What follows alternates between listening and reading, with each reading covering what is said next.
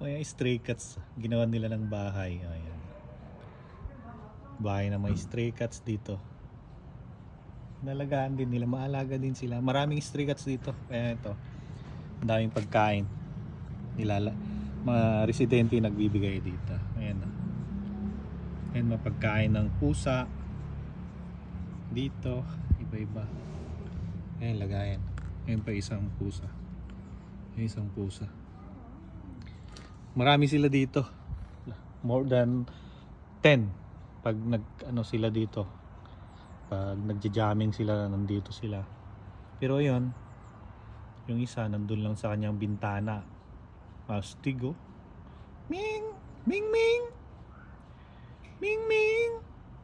Hindi ako maintindihan kasi Hanggok Malcharian. Korean yan eh, pusa. Hindi niya